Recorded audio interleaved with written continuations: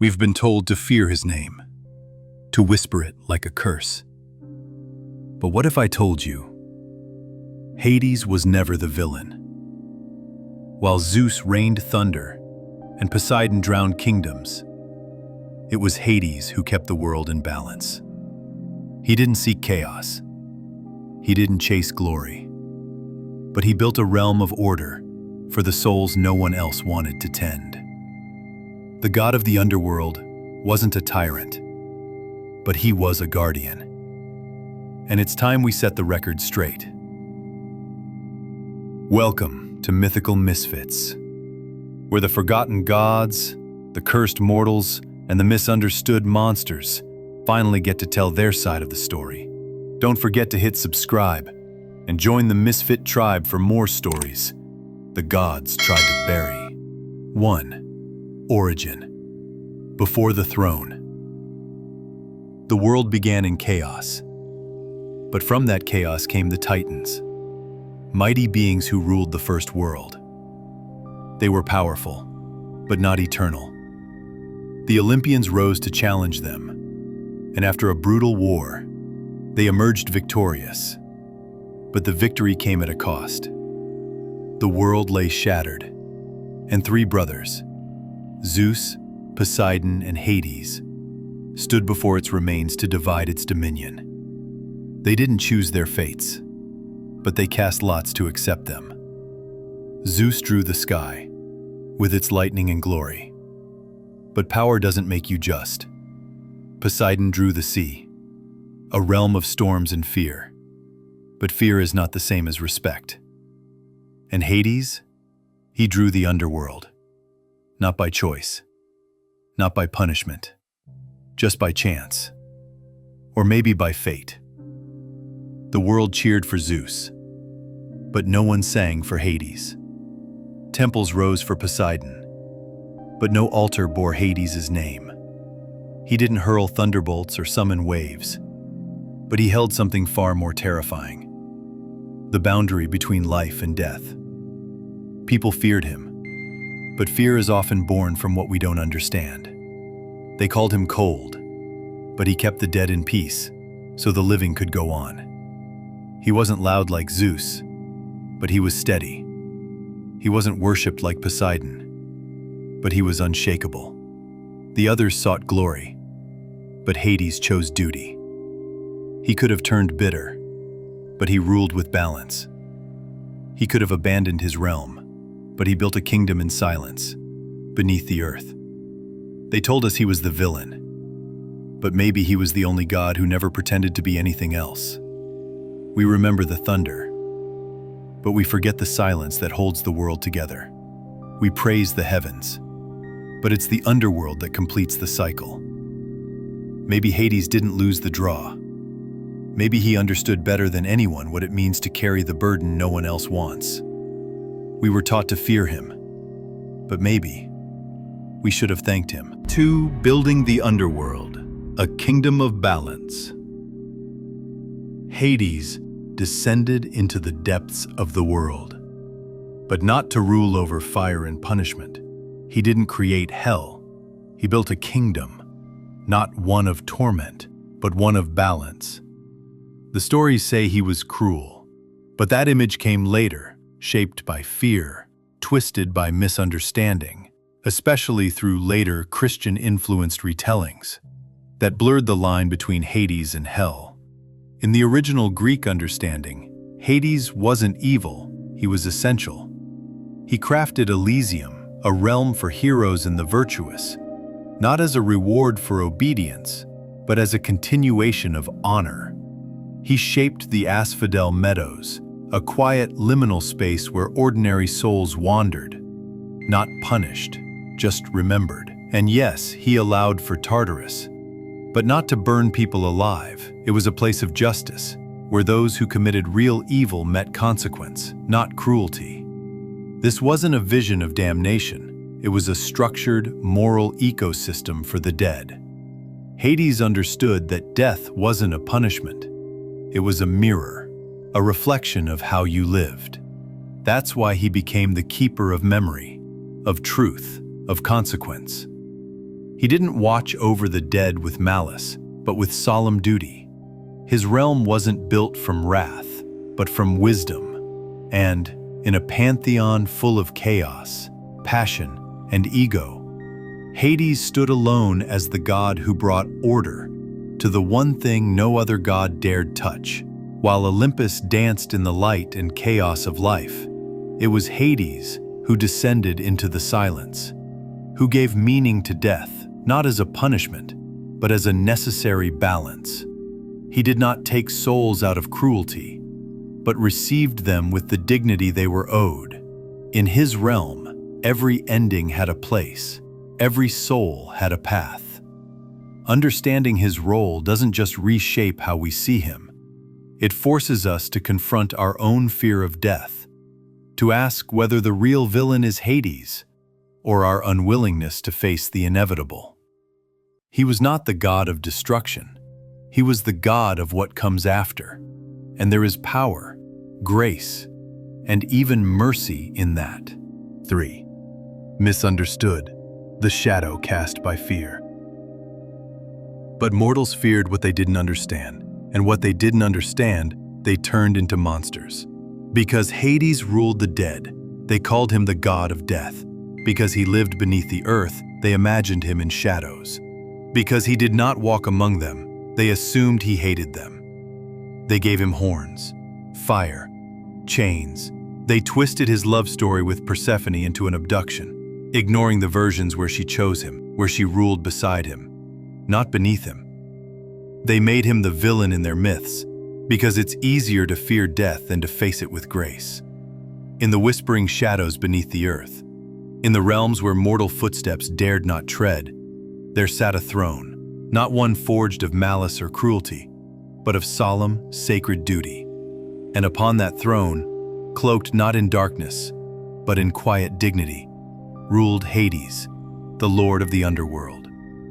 To the world above, his name was wrapped in fear and superstition, uttered in curses and cautionary tales. He was painted as a villain, a monster, the god of death itself. But that story, like many told by the victors and the fearful, was far from the truth. While Zeus hurled lightning from atop Olympus, basking in the attention of gods and mortals alike, and Poseidon stirred the seas into storms, riding the tides of pride and fury, it was Hades who bore the heaviest and most thankless burden of all. He did not ask for power when the cosmos was divided among the three brothers. He did not choose the skies, nor claim the sea. What he received was the underworld, a realm shunned by all, feared by many, and desired by none. Yet Hades accepted it without protest, not out of ambition, but because someone had to carry the weight. And what he built was not a prison of fire and torment, as so many myths would have you believe, but a kingdom of order, balance, and rest. He created Elysium, a paradise where fallen heroes could find eternal peace. He designed the Asphodel Meadows, a gentle place where ordinary souls could drift in quiet contentment. Even Tartarus, the feared abyss, was not a chamber of cruelty, but a place of justice, where those who had committed true evil met the consequences of their choices. Hades was not cruel, he was just. He did not seek vengeance or chaos. He was not driven by wrath. He was the silent guardian of life's final chapter, the God who ensured that every soul had a place, a path, and a purpose, even after death. Yet because he did not thunder across the skies, because he did not parade his power like his brothers, he was misunderstood. He became a scapegoat for mortal fear, a god reduced to a symbol of dread simply because he ruled what others refused to face. But Hades was not a villain. He was the god who stayed behind when everyone else looked away. He was the keeper of memories, the protector of the departed, the one who never... Unlike his brothers, Hades did not meddle in mortal affairs. He did not disguise himself to seduce mortals or manipulate kingdoms for sport. He respected the boundary between life and death, guarding the gates of the underworld with the three-headed Cerberus, so that no soul escaped and no mortal entered without cause. Yet the tale of his love, Persephone, became a mark upon his name. They say he stole her. They say he tricked her. But truth, like shadows, shifts with the light. Persephone, goddess of spring, grew restless among the flowers.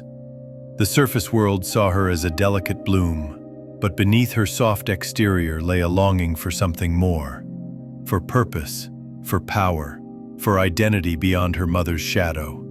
When she wandered near the veil between worlds, it was not fear she felt, but curiosity. And Hades, who saw not a child but a queen, welcomed her. Their bond was not one of chains, but of choices.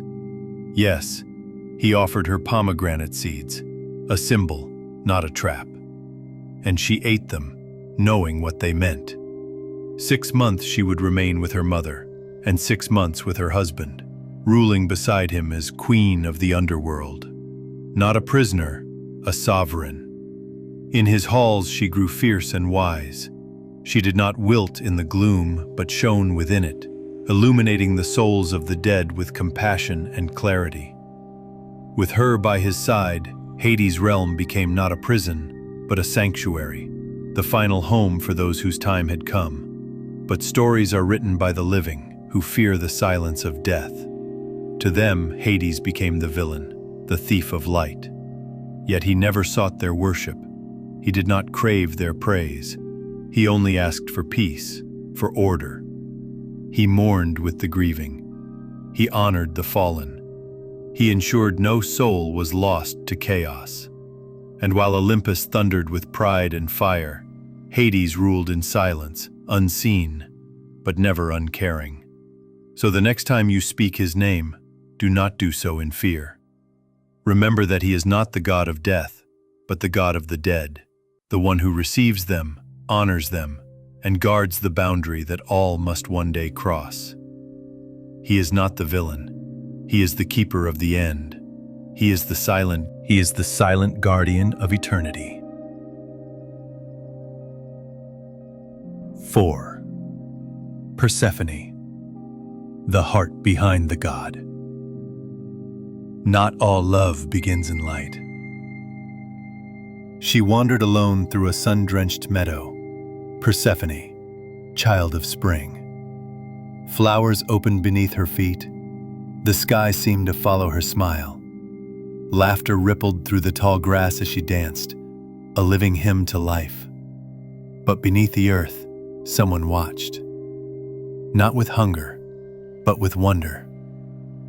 In the stillness of his shadowed realm, Hades had known order, silence, and duty.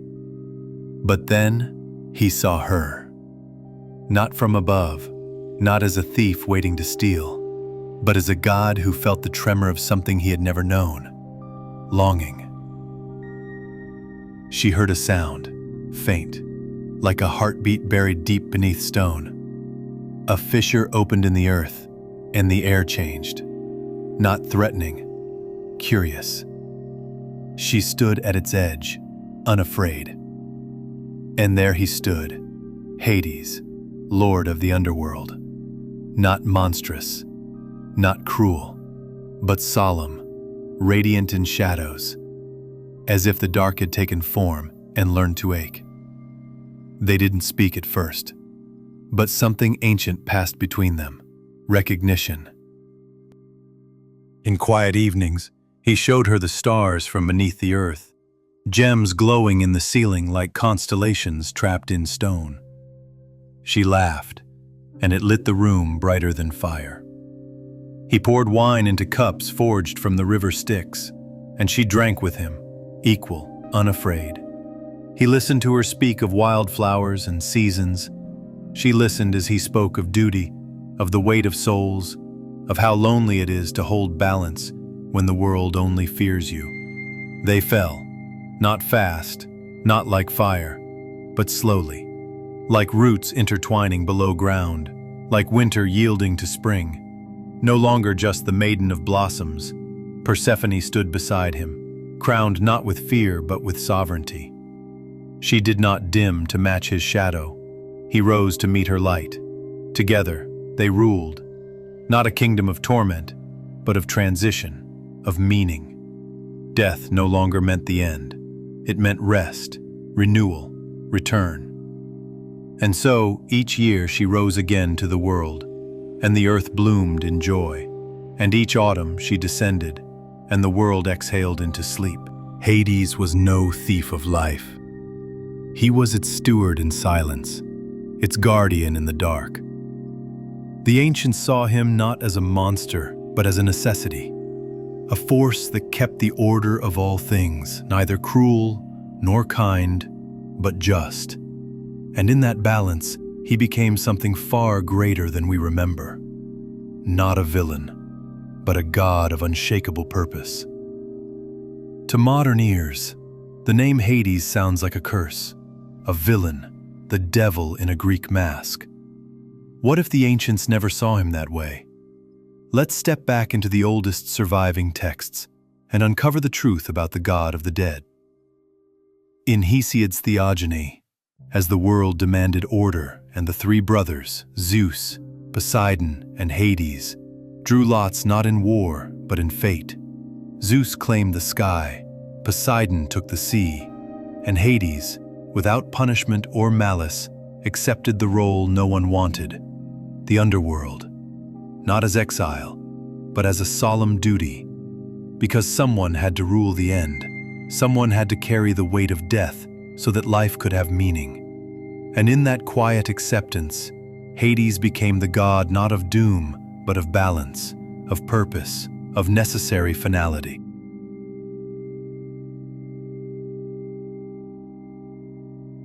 In Book 11 of the Odyssey, Odysseus, the cunning hero of wars and storms, descends not into a fiery hell, but into a realm of silence and shadow, where the dead do not scream, they wait.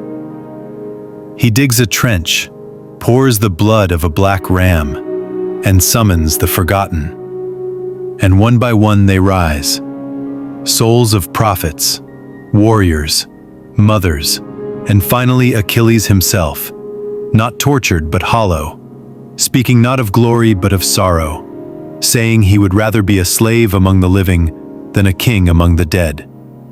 Not because Hades is cruel, but because in death there is no praise, no song, only memory slowly dissolving.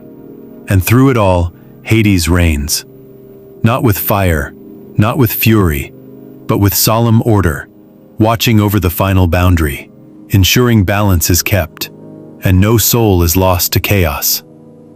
Not a devil to be feared, but a king who holds what the world dares not face. The truth that to be forgotten is a greater torment than death itself. For in this portrayal, Homer does not demonize Hades, but reveals a deeper fear within the human spirit, not of pain, but of being erased, unseen, unremembered. And in doing so, he presents Hades not as a villain, but as the dignified custodian of what remains when all else fades. Memory, order, and the inevitability of our end. Even in the hands of great tragedians like Euripides and Sophocles, Hades was not cloaked in fire or fury, but in solemnity, portrayed not as a tormentor, but as a god of unwavering dignity. He ruled a realm not of chaos, but of structure, where the silence of the dead was honored, not feared. While Zeus thundered from Olympus and Poseidon stirred the seas, Hades remained still, constant. He did not interfere in mortal dramas, nor chase glory like the tempestuous gods above. Instead, he stood apart, unmoved, incorruptible, a keeper of oaths and sacred boundaries, the final judge in a world where even heroes must kneel. This distinction is more than aesthetic. It reveals something profound about the ancient Greek psyche. In a pantheon filled with gods who mirrored human vices, lust, pride, vengeance, Hades represented something far more sobering: inevitability. He was not loved, perhaps, but he was respected because he upheld the one law no mortal or god could outrun, that all things must end. His palace, imagined not in flames, but in obsidian and gold, reflects this paradox. a domain built in darkness, yet not born of evil. Regal, untouched, necessary. In that stillness, Hades becomes something rare in Greek mythology. A god who does not seek worship or adoration, but instead embodies duty, restraint, and moral weight. He reminds us that power doesn't always roar. It can also whisper, watch, and wait. There is a quiet heroism in his role, for he holds space for what others deny: the ending of stories, the folding of time, the dignity of death itself. And in a world obsessed with beginnings, Hades stands as a guardian of endings, not with wrath, but with reverence, not to punish, but to preserve, not feared for his cruelty, but revered for his truth. The ancients did not see Hades as evil. They saw him as essential, the quiet constant in a world of chaos and clamor, a god not of torment, but of transition, who ruled not with fire, but with finality, not over demons, but over memory, rest, and silence. His realm was not a prison, but a threshold, where souls were judged with fairness, where heroes found peace in Elysium, and where even the forgotten found a place to belong. And perhaps that is why, across time, we've misunderstood him, not because he is monstrous, but because he is mirror. For Hades does not ask for devotion, only recognition. And in him, we are forced to confront the one truth we all share, yet endlessly avoid: that life ends, that everything passes, and that beneath the fear of death may lie not horror, but the humbling grace of acceptance. So maybe it's not Hades we fear at all. Maybe it's what he represents: the inevitability we try to silence, the shadow we try to outrun, and the peace that waits patiently when we finally stop. Modern fiction has become a powerful vehicle for reimagining the ancient gods, not as distant archetypes, but as deeply human figures filled with nuance, vulnerability, and complexity. Though Madeline Miller's acclaimed novels Circe and The Song of Achilles do not center on Hades, their impact on contemporary mythological storytelling is undeniable. Her empathetic, lyrical portrayals of often misunderstood figures like Circe and Patroclus have helped spark a wider movement, one that seeks to question traditional narratives and reclaim forgotten or vilified voices. This influence is felt strongly in how new generations reinterpret the myth of Hades and Persephone, not as a tale of abduction, but of agency, growth, and partnership. Nowhere is this clearer than in Lore Olympus by Rachel Smith, a webtoon graphic novel that has reached millions. In Smith's version, Hades is not the cold tyrant of past imaginations, but a gentle ruler, reserved, emotionally complex, and quietly burdened by the weight of his crown. The Underworld, too, is reimagined, not as a hellish prison, but a functioning world, shaped by care and responsibility. Meanwhile, The Dark Wife by Sarah Deemer boldly reframes the myth through a queer, feminist lens. Here, Persephone flees Zeus's domination and finds freedom not in escape, but in choosing Hades, who is rendered not as captor, but as sanctuary. This reimagining reframes Hades not as a villain, but as a protector, emphasizing the power of choice, consent, and personal truth. Together, these works reveal a growing desire to challenge patriarchal and fear-based readings of myth. They invite readers to see the gods not as moral lessons carved in stone, but as evolving mirrors of human struggle, identity, and longing. In this new lens, Hades is no longer the shadowy end, but a quiet beginning, a god not of fear, but of care. And that shift, more than anything, shows how myth is not dead.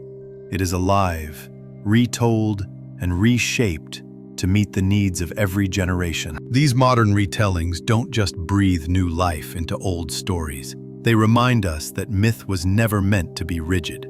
It evolves, and sometimes the figures once cast as villains or monsters, the misfits, the outcasts, the misunderstood, are the ones who speak to us the loudest today. Hades, long shrouded in fear and silence, is no longer just the god of the dead. In today's reimaginings, he becomes something more, a symbol of quiet strength, of dignity in darkness, of what it means to do the hard work no one else wants to, without praise, without spotlight. In that, he becomes a god not just for the dying, but for the different, for the misfits, for anyone who's ever felt out of place in the world above. If this spoke to you, be sure to like, subscribe, and share your thoughts below. Which retelling made you see a myth in a new way? Or tell us, what misunderstood figure would you bring back from the shadows? Because in every myth lies a mirror, and sometimes, the ones we feared were just waiting to be understood.